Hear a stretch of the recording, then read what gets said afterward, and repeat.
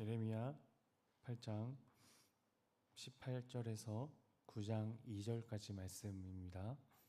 예레미야 8장 18절에서 9장 2절까지 말씀 교독하겠습니다. 슬프다 나의 근심이여, 어떻게 위로를 받을 수 있을까? 내 마음이 병들었도다. 딸 내 백성의 심히 먼 땅에서 부르짖는 소리로다. 여호와께서 시온에 계시지 아니한가? 그의 왕이 그 가운데 계시지 아니한가? 그들이 어찌하여 그 조각한 신상과 이방의 헛된 것들로 나를 경노하게 하였는고 하시니, 추수할 때가 지나고 여름이 다하였으나 우리는 구원을 얻지 못한다 하는도다. 딸 내 백성이 상하였으므로 나도 상하여 슬퍼하며 놀라움에 잡혔도다. 길르앗에는 유향이 있지 아니한가? 그곳에는 의사가 있지 아니한가? 딸 내 백성이 치료를 받지 못함은 어찌 됨인고? 내 머리는 물이 되고 내 눈은 눈물 근원이 됐고, 죽임을 당한 딸 내 백성을 위하여 주야로 울리로다. 함께 읽겠습니다. 내가 광야에서 나그네가 섰는다면 내 백성을 떠나가리니, 그들은 다 가늠하는 자요 반역한 자의 무리가 되미로다. 아멘. 얼마 전 새벽 예배 설교에서도 나눈 적 있는데, 하나님의 말씀을 맡은 이 예언자의 위치라는 것은 이번 본문에서도 어딘가 좀 특별하게 또는 독특하게 느껴지는 데가 있습니다. 그 중에 한 가지 지적할 점은, 예언자가 선포하는 말은 그 예언자 예레미야의 그 자신의 말은 물론이고, 또 하나님의 말씀을 전하기도 하며 또 백성들의 언어도 예언자의 입을 통해서 나온다는 겁니다.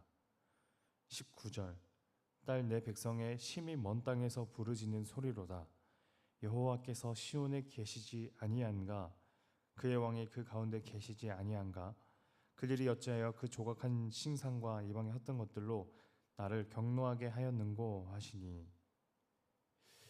이 구절의 화자는 예레미야 그 자신인데, 그러나 목소리는 두 갈래로 나뉘어서 지금 나오고 있습니다. 하나님의 심판이 이스라엘에게 임할 때 백성들은 이렇게 탄식하고 고통합니다. 여호와께서 시온에 계시지 아니한가? 그의 왕이 그 가운데 계시지 아니한가? 하나님이 우리와 함께 하신다고 하면서, 모든 위험으로부터 우리를 안전하게 지켜주신다고 하면서 왜 우리는 여전히 고통 중에 있는가? 하나님은 대체 어디에 계신가? 하지만 하나님께 대한 이런 백성들의 탄식은 어딘가 어색한 점이 있는데요. 그들의 고통은 그들이 무죄하지만 억울하게 겪는 것이 아니라 하나님께 대한 그들의 반역과 불신에서 비롯된 심판이기 때문이죠.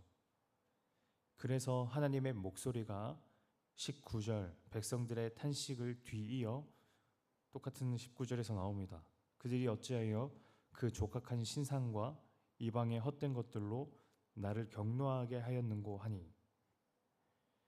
그들에 대한 하나님의 심판은 그 어떤 죄도 없는 그 진공 상태에서 그들에게 임한 것이 아니라, 그들이 하나님께 이미 지은 중대한 죄로 인한 결과라는 것을 하나님께서는 분명하게 짚으시는 거죠. 그러니까 백성들은 자신이 지은 죄로 심판을 받는데도 그것이 자기네 죄로 인한 하나님의 심판이라는 것을 깨닫지도 못하는, 그래서 이 일로 그들은 자신들의 행동과 삶을 돌아보기는커녕 도리어 이 일의 책임을 하나님께로 겨누는 영적 우둔함에, 심각한 영적 우둔함에 빠져 있습니다. 하나님이 우리와 함께 하시다면서 왜 하나님은 시온에서 보이시지 않느냐? 하나님이 우리를 돌봐주신다고 하시면서 왜 우리를 돌봐주시지 않느냐? 심지어 백성들은 이런 말도 하죠. 20절, 추수할 때가 지나고 여름이 다하였으나 우리는 구원을 얻지 못한다 하는도다. 지금 추수할 때가 지났고 여름도 다 지나가는데, 그만큼 시간이 오래 흘렀는데 왜 우리는 여전히 고통 안에 있어야 하나? 라는 불평을 하나님께 올립니다. 자신들의 책임은 망각한 채 그저 자신들의 겪는 심판으로 인해 그 고통이 너무 버겁다고 어렵다고 하나님께 탓하고만 있죠. 그래서 그들은 하나님께 이중적인 잘못을 짓고 있는 셈입니다. 하나는 언약에 신실하지 않고 다른 우상을 섬기는, 그래서 하나님의 심판을 야기했던 그런 죄, 또 하나는 그런 죄로 인해 아파하시는 그 하나님의 마음을 헤아리지 않고 도리어 자기 자신의 어려움에만 몰두되어서 왜 우리를 돌봐주시지 않느냐며 하나님을 책망하는 죄. 상황이 이 정도라면 아무리 예레미야라도 하나님 앞에서 백성들의 이 완악함, 우둔함에 분노가 일어나거나 치를 떨 법도 한데 예레미야는 그렇게까지는 하지 않습니다. 하지만 물론 이런 심정을 고백하기도 하죠.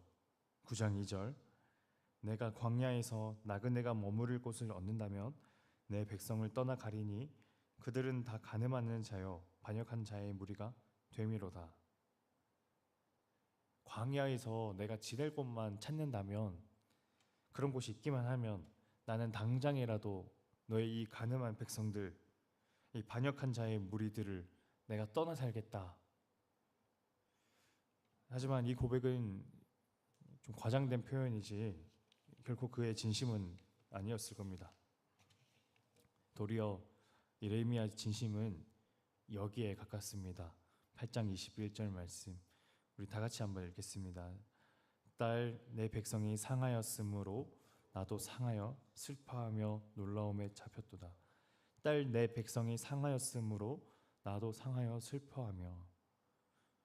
백성들이 고통 중에 있으니 나도 그것이 말할 수 없이 슬프고 침통하다. 이 구절에도 독특한 점이 있는데 예레미야의 말투가 하나님의 말투와 좀 비슷하지 않으십니까? 한 구절 한 구절을 깊이 생각하지 않고 읽으면 이 구절은 하나님께서 하신 말이라고 생각할 정도로 언뜻 보기에는 비슷하죠. 이처럼 예레미야는 하나님의 마음으로 백성들의 고통에 아파하고 있는 겁니다. 그들의 아픔이 곧 나의 아픔이라는 생각.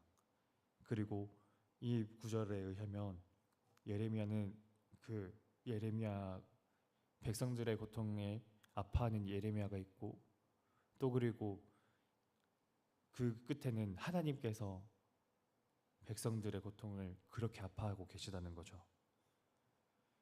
그것이 예레미야 9장 1절에 잘 나와 있습니다. 어찌하면 내 머리는 물이 되고 내 눈은 눈물 근원이 됐고 죽임을 당한 딸 내 백성을 위하여 주야로 울리로다. 내 백성 이스라엘이 심판당하면, 그래서 죽으면 애도할 사람이 없을 텐데, 여기서 이제 죽임을 당한 딸이라고 하는 것은 상징적인 비유적인 표현입니다. 하나님의 심판을 받을 그 상황을. 그래서 죽으면 애도할 사람이 없을 텐데 예레미야 그 자신이 가장 마지막까지 남아서 그들을 위해 눈물로 애도할 거라는 다짐을 하고 있는 거죠. 그런 점에서 예언자는 하나님의 예언자이면서 동시에 백성의 예언자라는 생각이 듭니다.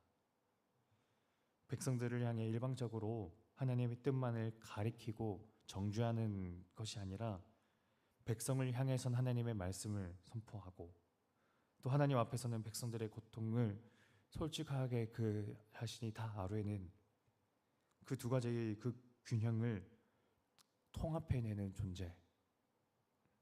저는 이것이 오늘날 저희 그리스도인의 균형이 아닐까라는 생각도 합니다. 하나님의 마음을 깊이 헤아리면서 동시대를 살고 있는 저희 이 수평적인 이 사람들의 마음을, 또는 하나님을 믿지 않는 사람들의 마음까지도 그들의 어려움과 아픔에도 눈길을 줄 수 있는 존재.